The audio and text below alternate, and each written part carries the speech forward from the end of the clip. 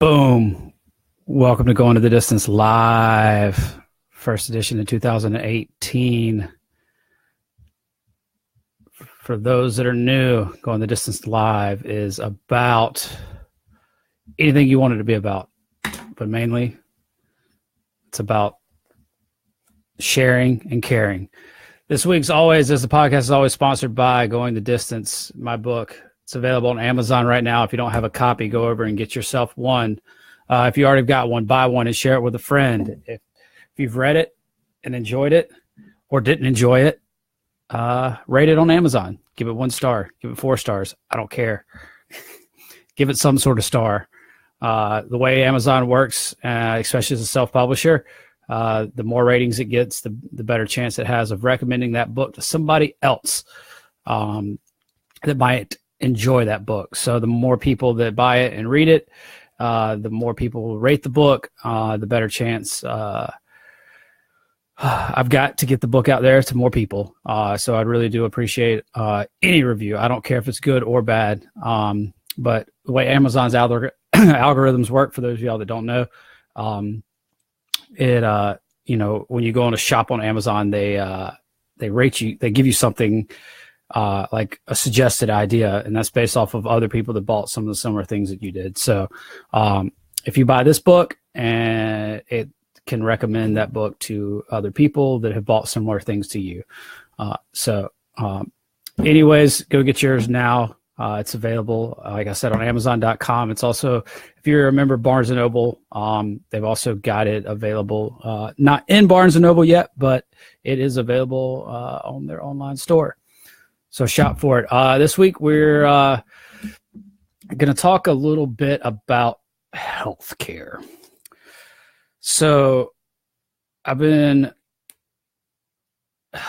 want to say trying to avoid this conversation, but it keeps coming up. And I don't want to make this podcast overly political, but I might just have to, because in looking at how things are happening in 2018 or 2017, excuse me, and reviewing things from my own year. Fun fact, it took $168,000 to keep me alive in 2017. That was the final number. And it's kind of disturbing to think that had I been in a different situation with health insurance, or been between jobs or any numerous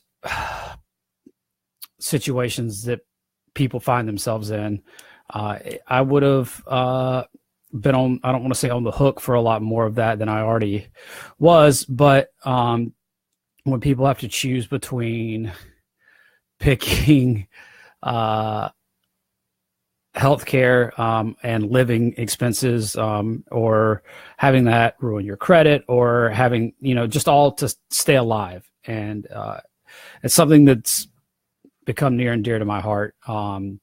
And it's tough to discuss because there's not a right or wrong answer. And I certainly don't know a ton. I know more than the average person because I'm forced to deal with it on a very routine basis, but it's something that's very, very important to me and becoming more important to me. And quite frankly, might be why I have to end up in politics when my career is all said and done, because patients need somebody to fight for them that understands the pitfalls of the system.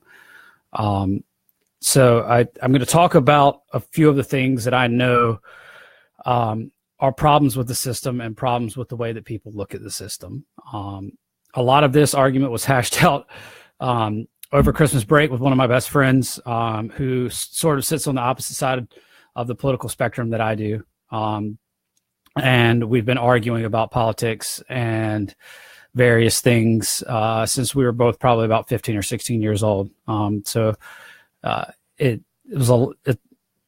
It's a lot of fun arguing with him because, at the end of the day, we can go home and still be friends. And that they're also not trying to pull one over on you. They also just think that they're doing what they think is best. But the major problem that I feel is holding our nation back with having better access to healthcare, is the fact that it's not the free market. And I love the free market. I'm technically a small, I'm an entrepreneur. I'm building a brand. I'm building a business. I've gone out on a limb and self-published a book. There's a lot of people that can't do that throughout the world because they don't have the freedom to do that. And we are basically completely at the market, or completely allowed to do that because of the free market in the country that we live in. I can write a book or talk on a podcast about anything that I really want to. And it's a beautiful thing. But the thing about healthcare is it's not the free market. And people don't want it, or it can't be looked at like the free market because whether you're buying this book or whether you're buying the shoes that you like or the clothes off your back, or any consumer goods, whether it's groceries, or, sofas, anything that you normally consume, cars, anything you normally consume in this country, you have options. But in healthcare, you don't have options. For instance, there's only one place in the city that I live in right now that can deliver my infusions for me. And I had, and not to rehash some old stuff, but I had some issues with getting those done here this year, and the way that the doctors handled it and the way that insurance handled it. It's the 2 sets of infusions to literally save my life and stop me from dying this year have literally racked up the majority of that $168,000 bill this year. And that's not unusual for a vasculitis patient or somebody that has cancer or anything like that. Like those numbers are very disturbing because they've gotten out of control. And there was a big article in the New York Times either yesterday or today. I can't remember the date on it, but it was recently. It's been since 2018, so it was in the last couple of days, about how prices have gotten out of control from 20 years ago. People are healthier. People aren't having as many problems. We have better access. We have better medicine. We have better everything. And we seem to be charging people more for some of the same things that have been around for eons. A lot of doctors and hospitals don't like things like state-run healthcare because it cuts down on their profit lines. And that's the problem with healthcare, is because if somebody only has access to one thing or one doctor or one hospital, or even if you just get in an accident, you don't have choices. If an ambulance comes and picks you up, you don't really have a choice of what hospital you want to go to because there might only be one in your area. Or if, like, many vasculitis patients or rare disease patients have problems like finding doctors that are nearby, because there might not be a doctor that knows anything about what you have nearby. So what you have to do is then travel several hours away, or maybe they're even in a different state, and maybe your health insurance covers it, maybe your health insurance doesn't. And I'm really getting tired and frustrated of hearing story after story of people not having access to healthcare because I bought, and I think a lot of the problem is I bought into the saying when I was coming up that America is the greatest country in the world, and it is. We have a lot of freedoms here, but we can do better than we're doing. And a lot of people get scared when you use words like government-run healthcare and stuff. And understandably so, because we have bad experiences with a lot of the things in the government, like the DMV. We've all been to anybody that's over the age of 15 or 16 years old has been and stood in line at the DMV, and it is an absolute nightmare. But I can honestly say that I've also spent more time waiting at doctor's offices over the years than I have at the DMV. While the DMV might be poorly run, it at the end of the day is probably more smooth than some of the doctor's offices I've been to. As Americans, we're kind of trained to be, for some reason, to be scared of government. And I think if we had the right people doing the right things and fighting for all of us, then I think that we really can have a system that is better. Because if you look at the other developed countries in the world, we are spending more per person, more than double what other countries are spending. And that's because our spending has been allowed to get out of control. And hospitals and doctors' offices look more for bottom lines. And they're also allowed to get away with it. And a lot of people also don't know that they can also settle with insurance companies or settle with hospitals and stuff when you do have an erroneous bill. Say if you do all of a sudden have to spend a week in the hospital and rack up $100,000, a lot of people don't know that you can basically negotiate with them because they know they're probably not going to get that amount of money out of you. With my experience this past year of signing up for health insurance again and looking at a lot of the plans that were out there, the price of healthcare is going up because people can't pay the erroneous amounts that they're allowed to. And, regulations that I truly believe need to be put in place to stop things like people being charged $5 or $10 for, one Advil or one Tylenol, or things like x-rays that the price of them have gotten absolutely erroneous for something, the technology for that's been around for 50 years, 60 years, 70 years. Now I know those new machines are pretty expensive, but a lot of times those machines are paid for, especially in hospitals, within a few weeks or a few months at the most. And so they're allowed to continue to charge massive amounts of money to pad that bottom line. And the thing is they charge those that can pay more because there's a lot of people that can't pay. And there's a lot of people that can't pay because those prices are so high, and they just continue with that cycle. So it's going to take a movement. And the reality is nobody wants to think about having to pay a little bit of money out of their pocket for everybody to have health care, because they like looking after themselves. They're a young, healthy person. They don't have to go to the doctor, or they're a middle-aged person and don't have to go to the doctor but once a year. And the bottom line is healthcare is something that you will need eventually, whether that's now, whether that's 5 years down the road, whether that's just a yearly checkup, or whether that's 20 or 30 years down the road. You're going to need it eventually. If you look at, things like the cancer rates, just accidents that happen, chances are, just getting older, you're going to have problems, and you're going to have to go to the doctor. You're going to have to spend time in a hospital. You're going to have to spend time seeing a specialist. So we all would do better off, I think, paying a little bit of money in the long run to make sure that we all have access to things that are life-saving care. Because at several different points last year, I had to sit with things that were going on with my own health and wonder if going to the hospital or going to the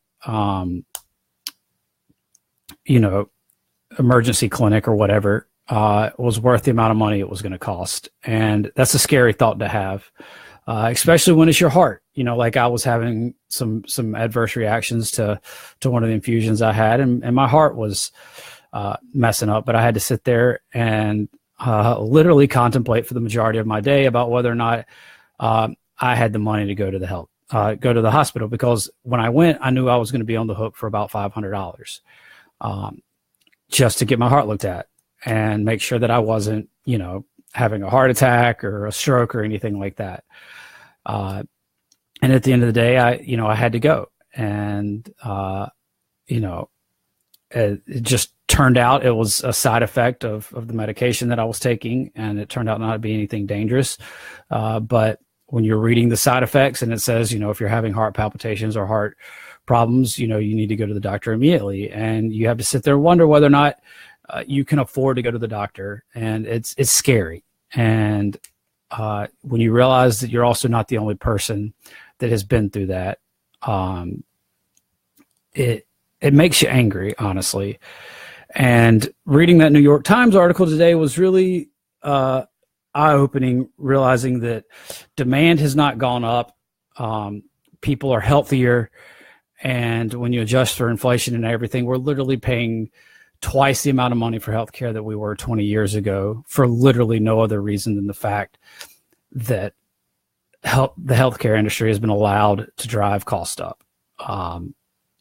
And I think that should be criminal. Everybody, like I said, everybody's going to need healthcare at some point in time in their life. And I think when you look at things like the fact that you're required to buy car insurance in this country, if you're going to operate a vehicle, I think that we need to figure out a way. And I don't have the answer. I'm not, I'm just now really kind of cracking the shell on the larger problem here, to try to understand it a little bit better. But I know that there's a lot of people out there that are smarter than me that can figure this out. And that's all I want. I think we need to spend more time as a country fighting for things like that. Things like healthcare, than wasting our time with like having to worry about whether or not a president's going to, start a nuclear war over Twitter. But, if we were spending more of our time worried about things like healthcare, then, and not considering things entitlement, both sides, consider things like Social Security and Medicare and stuff like that as entitlement programs, but we're all paying into those things. And I have a vast problem, a very, very, not a vast problem, a very big problem with calling them entitlements, because we all decided as a society that we were better off having those things in place. So it should be looked at more like a right now, because we decided long ago that things like Social Security were important, things like Medicare were important too, because the cost of being old is very, very expensive. Cost of going to the doctor when you're old is very, very expensive. So we realize as a society, and that's kind of what separates us from, just cruel animals, that don't take care of anything or don't take care of anybody. So that's where the difference is at. That's what separates us from, other animals on this planet is the taking care of people. I'm not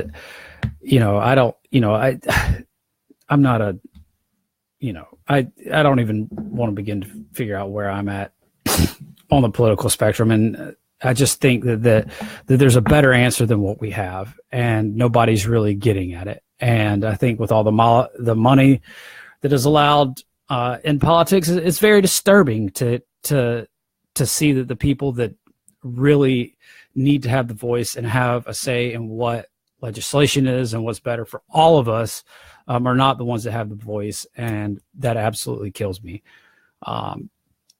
So I said I didn't really, I never really wanted to kind of go into this kind of stuff in the podcast. But I think it's very important. And, I like I said, I don't want to make it a right thing or a left thing, because I think it's more than that. It's bigger than that, because it's something that affects everybody. It's something that affects people regardless of their race, religion, their sex, their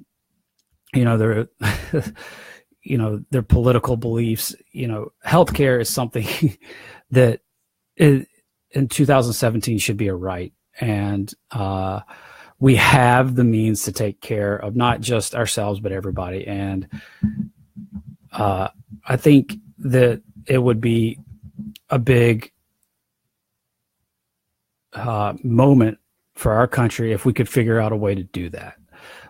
With all the division that has happened on both, on both the right and left over different issues, I think something like healthcare can really bring us all together, because it's something that we all need. And like I said, we have some of the smartest people in the world living in this country.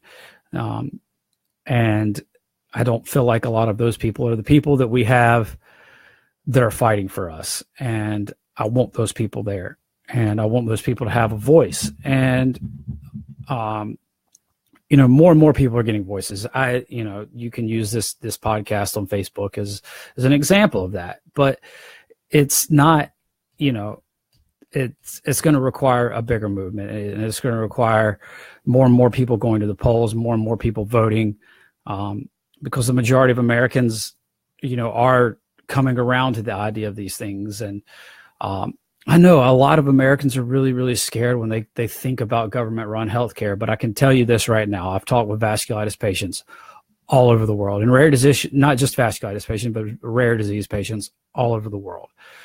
And none of them would trade places with us when it comes to healthcare, and that's scary. Because they see the burden that it takes on us, or the problems that we complain about.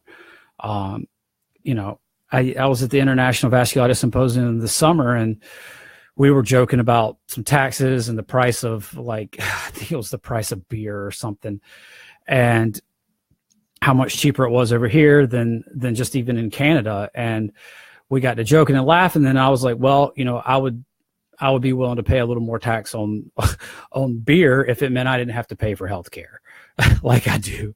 You know, where you don't rack up $168,000 healthcare bill just to stay alive. So, you know, I really, you know, and, you know, then you start joking and it's like, well, you know, would you trade cheaper beer for better healthcare? You know, I guess maybe there are some people that probably would. But I think when you look at the majority of Americans and what's happening with everybody's finances, I think you had to have a lot of people that would choose to pay a little bit more in some other areas of their life for some things, you know, and we have the money to do it. And it really aggravates me when they say that we don't have the money to do it. But when you look at what we spend on other things and the waste that we have and what everybody, like, if you're not paying for it, it's getting paid for somewhere by somebody. Because the money is out there, and the healthcare industry is literally the largest industry. It's over a third of our GDP. For those of y'all that don't understand that, like, it's literally over a third of the cost of everything that we spend money on in this country. And so it's, you know, it's the single thing that we pay the most for in this country. And the money's coming from somewhere, and we have the money to do it.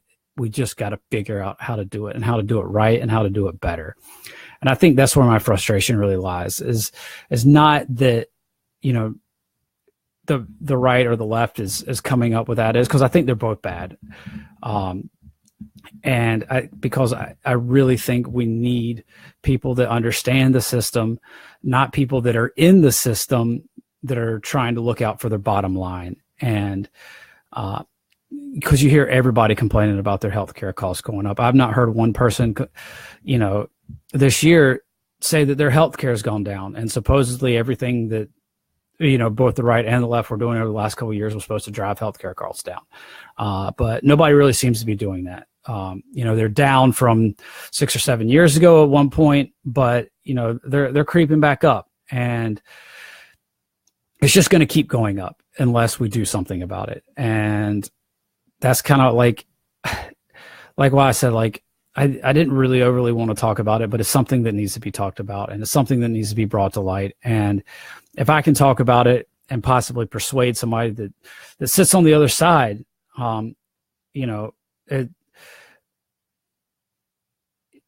can make an impact. And just like with my book, or just like with the blogs that I've written, you know, if one person changes their mind over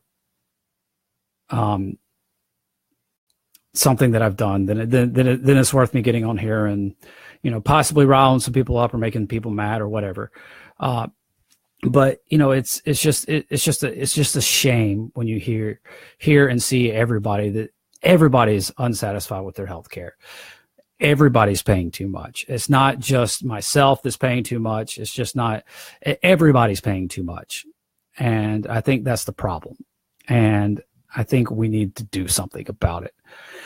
So I've made the conscious decision over the last couple of days, and especially it kind of got tipped when I saw that New York Times article. But you know, the idea of talking about it, when you sit there and look at your health insurance bill or your health insurance costs or your health care costs on your health insurance statement at the end of the year, and you realize that, you know, there's $168,000 just to stay alive. I mean, I don't really know anybody that can afford that out of their pocket to pay for that. I don't know what to do about it. I'm open to ideas. I'm open to having a conversation about it. And I've listened to both sides.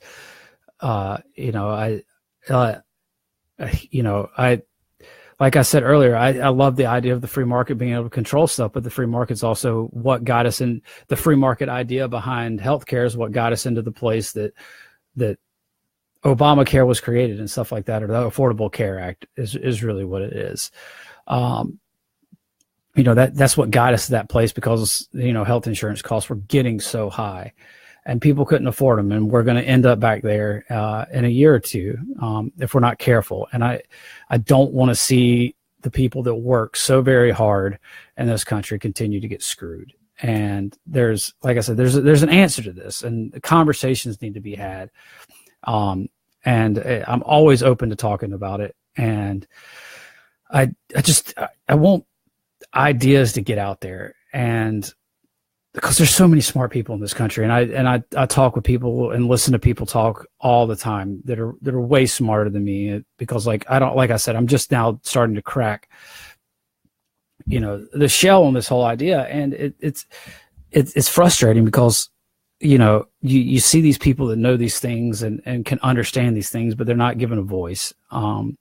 So I'm more than happy to have a discussion on here about it. And if people want to chime in and put their arguments up there, like I want you to understand too, like I want to have discussions about this and talk about this, and understand that I'm looking out for everybody. Like, I care about people's health, and I care about people being able to get the health care they need, not just access to the health care they need, but getting the actual health care that they need.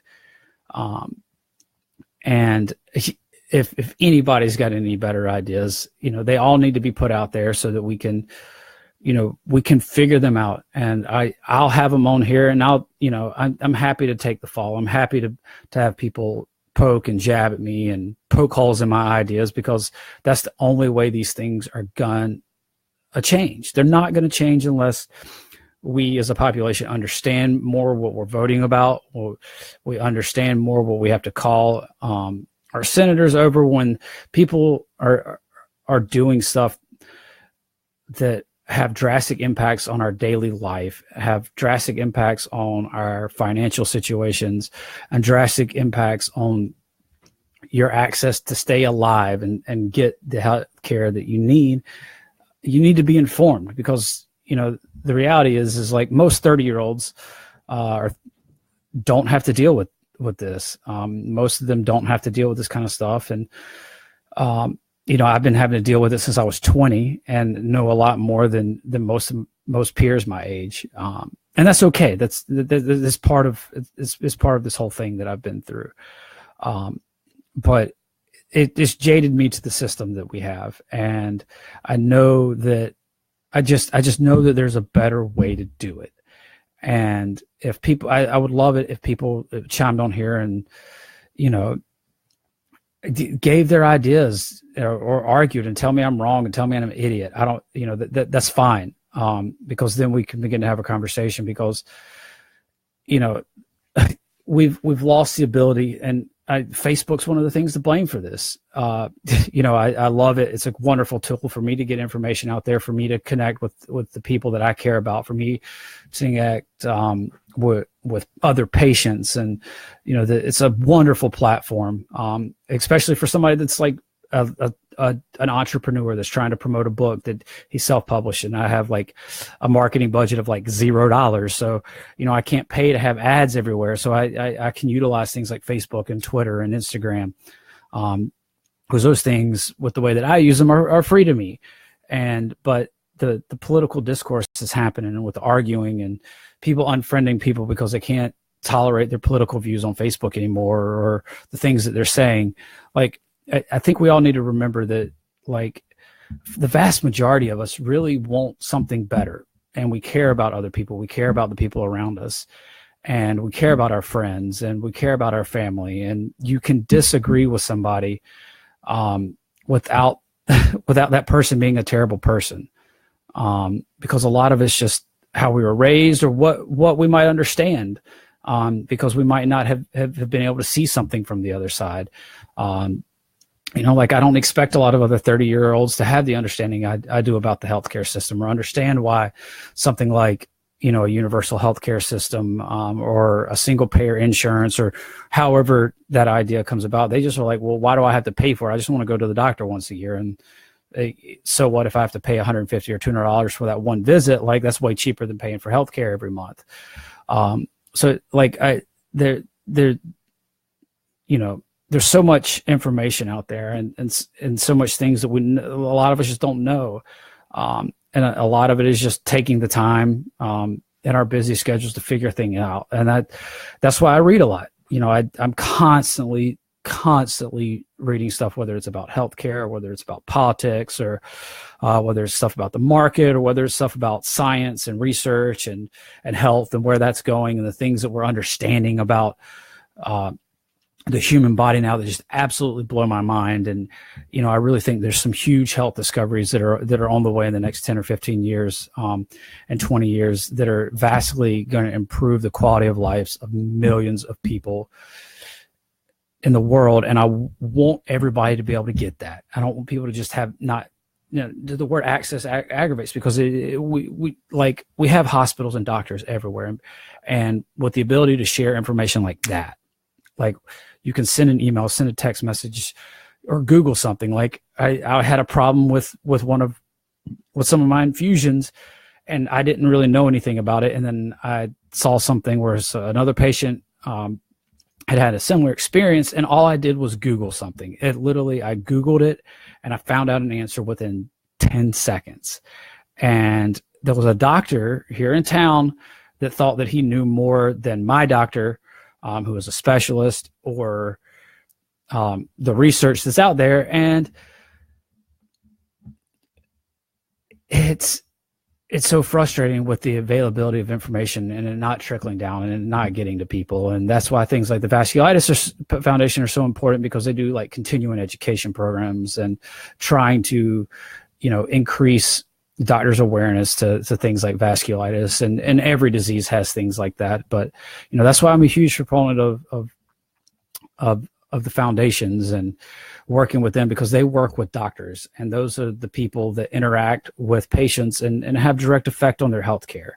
And the more of those doctors that know more, the better off and the better care the patients can get. And it's frustrating to see that literally information can be achieved like that, and there's still so many doctors in so many different areas, especially, and I'm not knocking on rural America. I've been part of rural America, and I love rural America. I loved living in a really, really small town. It's just that there's only one or two doctors there, and so sometimes that creates some problems. But those one or two doctors sometimes don't always know everything, and because of either them being, heaven forbid, them being older, them not wanting to take the time out to really figure something out. But they have drastic impacts on people's lives because of their incompetence or their unwillingness to look something up. And that's what frustrates me about healthcare, that, the cost, and when you see the things that are going to be happening in the next 10 or 15 or 20 years with healthcare, and the things that we're going to be able to do, and to realize that there's going to be portions of America that might not, or, our own country that might not be able to get those things because the doctors don't know about it, and, or they don't have access to it because their health insurance might not pay for a certain thing. And it's, it's scary. It's scary to think that there could be a cure for something that I have in 15 or 20 years. And if I have the wrong health insurance, then I might not have access to that.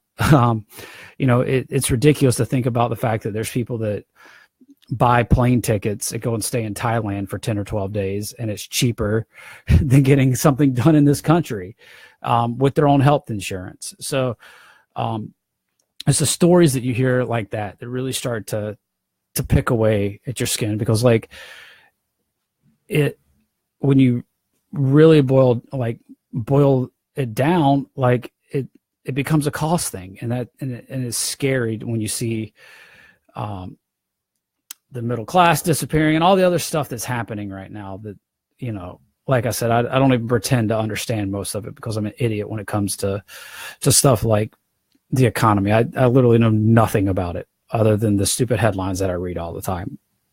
But I do talk to people a lot because it's part of my job, or part of my mission in life is talking to people. And I talk to people a lot, and like I said, people all over the United States and all over the world, really. And I see the problem a lot, and I see the same problems a lot. So it's no longer something where I just thought it was something that was affecting me. And that's why I'm honestly probably going to be talking about it on here more, and why I might be digging up some healthcare professionals to have on here and have this conversation with, or and really try to get to the bottom of it, because I love the innovation of the American health system. Like it drives innovation all over the world, but I think some things have just gotten out of control, and I would love for us to have an actual conversation about it. So if you agree with me, that's great. But honestly, it's not just the people that agree with me that have to mobilize. It's the people that might not understand it. And those are the people that we need to engage. Those are the people we need to talk to. Those are the people that we need to educate and explain the actual numbers about it. And that's why I said I've been doing a lot more research and doing a lot more understanding about it, because you constantly hear about, oh, we can't afford it. We can't afford it. We can't afford things like single payer. We can't afford things like universal health care. But I think, quite frankly, the more I look at the numbers, the more I realize it's probably just a lie. Because it's not that we can't, it's that we just don't want to. And that's something I also learned with dealing with doctors a lot over the years, and dealing with things. I've had the opportunity to have some really good doctors and some really, really shitty doctors over the years. And people that are dealing with those offices and everything else, I've learned the difference between can't and won't. And I sometimes have to remind people at offices of that. It's not that you can't do this, you're choosing not to do it. I think that's the conversation that's going on right now. It's not that we can't do it. It's that we won't do it, and we haven't made it a priority. And as people that are my parents' age get older, the baby boomer generation, like those are literally the people that are going to probably break our healthcare system, and bankrupt the country. So something has to be done before they get too old. And it's like I said, something has to be done before these treatments that are going to change the world in the next 15 or 20 years. Like I really think that in 15 or 20 years, we won't recognize a lot of medicine. And I think that is amazing. And it gets me excited. Because I love science, and I love research, and I love seeing the new cool things that you can literally only read about in like a Star Trek novel. I would love people to 20 years from now be able to look at something like chemotherapy treatment and be like, oh, how arcane is that? Because of some new treatment, and that would just like make me a happy person. So we have to figure out a way, obviously, for that innovation and stuff to still happen, along with people being able to afford healthcare, people being able to get healthcare that they need, and it not become a financial burden. So that's sort of my soapbox for the week. If anybody wants to add anything to it, I'm happy to take questions or comments or concerns, or tell me I'm an idiot, or tell me I'm brilliant. I'd love that. But I know I've got a lot to learn, and I'm going to continue to read as much as I really can about it, and share with people. Because like I said, that's my job. And, I'm a health ambassador for the Vasculitis Foundation. That's a role that I've taken on in the last, since the end of 2015. So just over 2 years now. And, if you're not a part of what we call VF Team Brandon, which is the Victory Over Vasculitis campaign, if you love and encouraging people and being encouraged by the stories and stuff that people have of overcoming a lot in their life, then feel free to search for that group on Facebook and join, because that's really what that group's about. There's obviously other groups out there on Facebook and stuff for vasculitis patients that are a lot more like, oh, my arm's falling off, should I go to the doctor? Or, oh, I got this rash, what does that mean? Or, oh, I'm having a problem with these medications, has anybody had this problem? Or stuff like that. But VF Team Brandon and the Victory Over Vasculitis campaign was really designed with the idea in mind of lifting people up and sharing ideas and sharing what we're doing, and realizing that everybody's at different points in their life. Like, I'll just, I guess, to stroke my own ego, I don't know, but like I'm a prime example of right now, of just like the scope that people can go through in a year as a vasculitis patient. A year ago I was bleeding from all my orifices basically, and barely able to get out and walk or much less jog.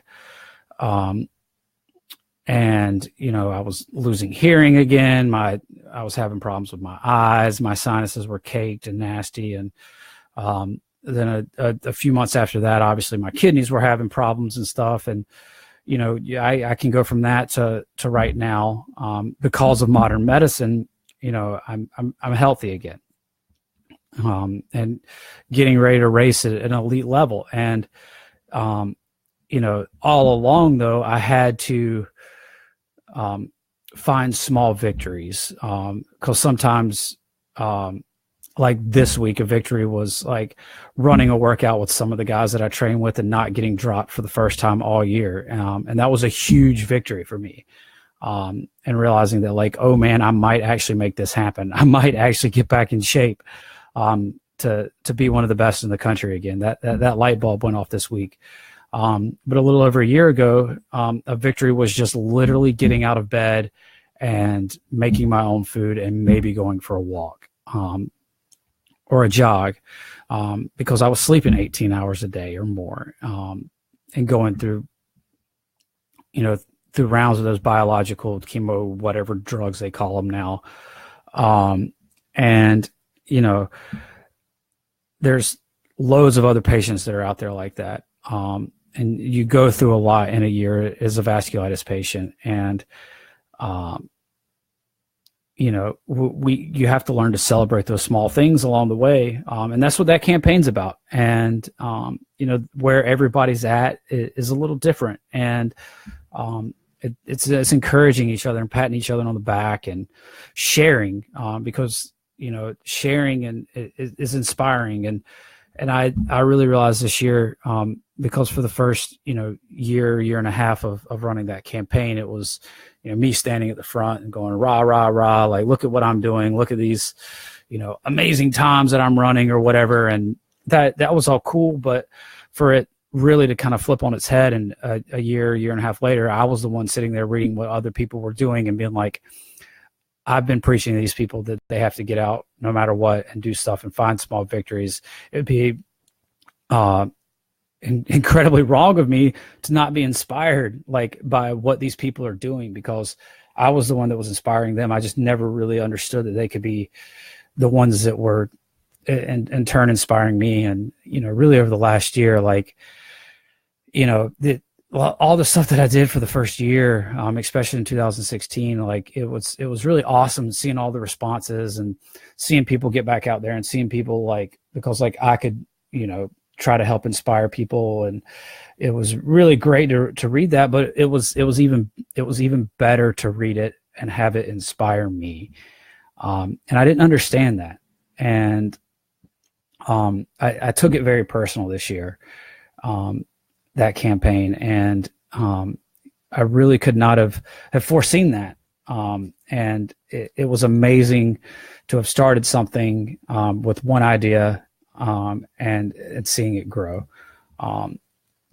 So if that's something that you're interested in, if you're a vasculitis patient, and we're going to hopefully be tossing some more challenges out there and stuff with people, and just finding more and more ways always to get people involved and, keep people engaged and keep supporting each other and keep sharing, because, the community of all of that is what's so important. And I guess to kind of wrap this up and bring this full circle is like, it teaches you to care.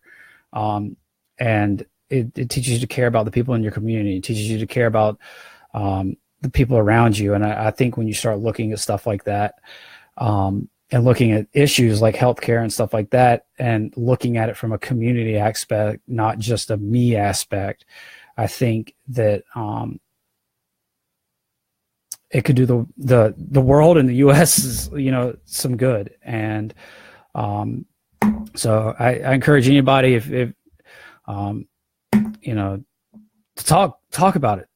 Don't be afraid about it, and just remember when you talk about it that you're talking about it from a place of love and caring and wanting something better, not from a stubborn place of hate and wanting less or not caring about others. So I'm going to kind of leave everybody with that this week. I've kind of rambled on enough about it. But if anybody's got anything they want to add, I'd be happy to, like I said, answer any questions or anything, or anybody's got any problems or concerns or rando questions they want to ask. I'm happy to answer it. Otherwise, I'm going to probably pop off here and leave you guys with the rest of your night.